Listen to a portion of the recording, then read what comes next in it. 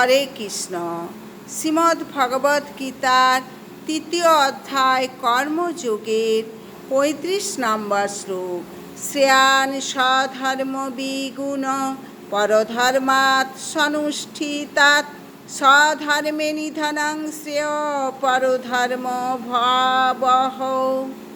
স্বধর্মের অনুষ্ঠান দোষযুক্ত হলেও উত্তম রূপে অনুষ্ঠিত পরধর্ম থেকে উৎকৃষ্ট।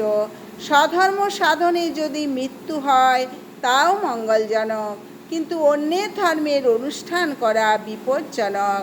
পরধর্ম পরিত্যাগ করে সম্পূর্ণভাবে ভগবান শ্রীকৃষ্ণের শরণাগত হয়ে স্বধর্ম আচরণ করাই মানুষের কর্তব্য।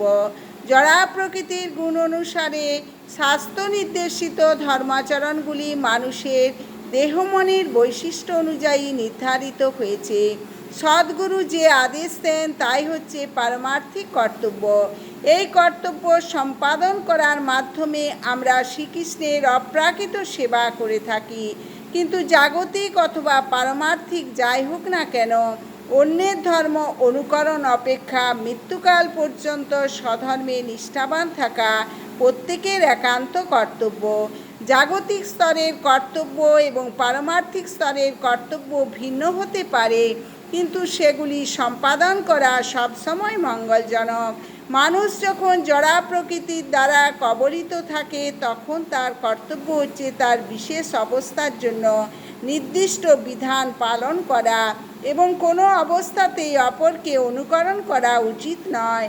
যেমন সত্যগুণের দ্বারা প্রভাবিত ব্রাহ্মণ হচ্ছেন অহিংসা পরায়ণ, কিন্তু রজগুণের দ্বারা প্রভাবিত ক্ষত্রিয় প্রয়োজন হলে হিংসার আশ্রয় নিতে পারেন।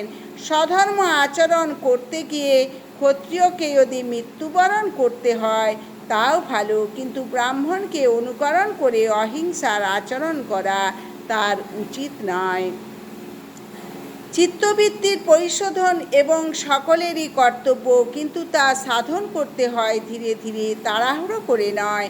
তবে মানুষ যখন জড়গুণের প্রভাবমুক্ত হয়ে সম্পূর্ণভাবে কৃষ্ণ চেতনা লাভ করেন তখন তিনি যে কোনো রকম আচরণ করতে পারেন, কিন্তু তার সেই সমস্ত কর্ম অনুষ্ঠিত হয় সদ্গুরুর নির্দেশ অনুসারে। কৃষ্ণ ভাবনায় সেই পুণ্যস্তরে ব্রাহ্মণ ক্ষত্রিয়ের মতো আচরণ করতে পারেন, ক্ষত্রিয় ব্রাহ্মণের মতো আচরণ করতে পারেন। অপ্রাকৃত স্তরে জড়জগতের গুণ অনুসারে স্তর বিভাগ নেই।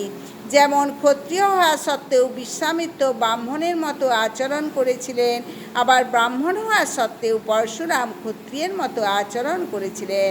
তারা অপ্রাকৃত স্তরে অধিষ্ঠিত ছিলেন। হরে কৃষ্ণ।